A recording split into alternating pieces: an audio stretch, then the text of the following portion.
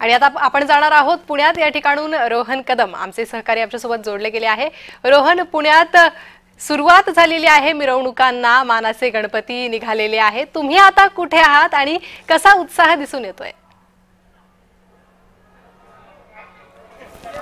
खरं तर मानाचे 3 गणपती जे आहेत ते मंडईतून आता मार्गस्थ झालेले आहेत, बेलबाग चौकामध्ये पोहोचलेले आहेत आणि माझ्या पाठीमागे आता मानाचा 4था मंडळ तुळशीबाग मंडळ जे आहे ते आता पुण्यातील मंडईमध्ये पोहोचतंय। आपण जर पाहिलं तर तुळशीबाग मंडळाची भव्य गणेश मूर्ती जी आहे ती आपल्याला पाहायला मिळते आणि मोठ्या प्रमाणामध्ये ढोल ताशाचं वादन करत गुरुजी तालीम या ठिकाणाहून गेलेलं होतं, परंतु तुळशीबाग जो आहे तो शांततेमध्ये बेलबागमध्ये चाललेला आहे, कारण का या मंडईमध्ये काहीशा प्रमाणामध्ये वादन करायला पुणे पोलिसांनी मनाई केलेली आहे।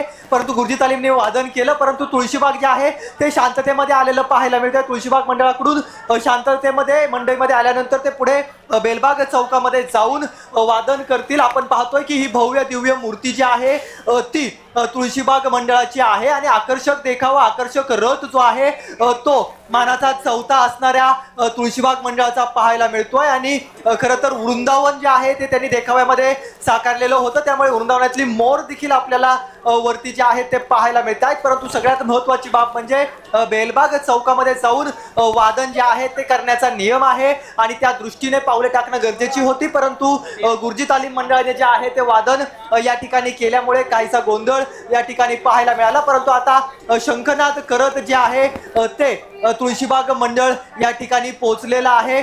शंखनाद सुरू आहे। तुळशीबाग मंडळ आता हळूहळू जे आहे ते बेलबाग चौकामध्ये जाईल।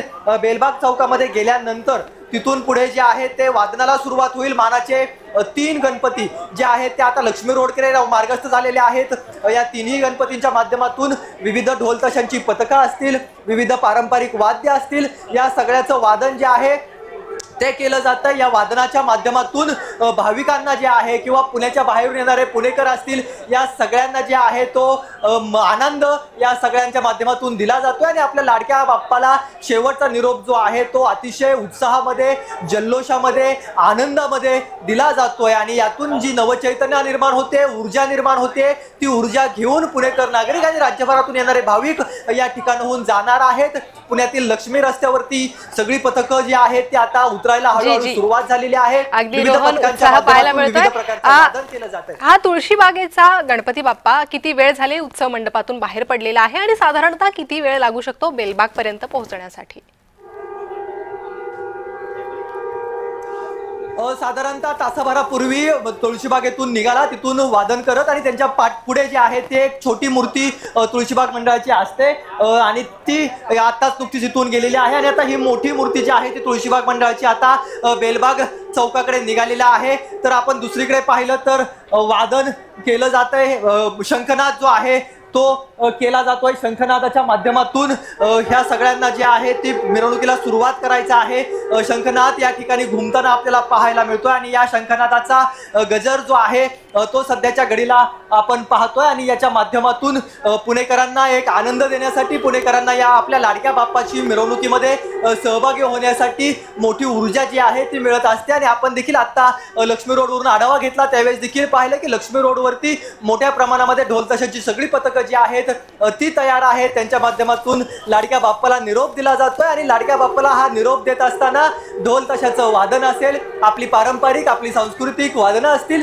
या सगळ्या वादनाचा उपयोग करत आपल्या लाडक्या बाप्पाला जो आहे तो सध्या निरोप दिला जातोय। आपण जर पाहिलं तर गणपती बाप्पा मोर्याचा गजर जो आहे, रोहन, गणपती बाप्पा मोर्याचा गजर आणि त्यासोबतच ही मिरवणूक पुढे पुढे चाललेली आहे। थोड्याच वेळात बेलबाग चौकात पोहोचून ही मिरवणूक, मुख्य मिरवणूक सुरू होईल, त्यावेळी तुमच्याकडे येणारच आहोत। धन्यवाद या सविस्तर माहितीसाठी।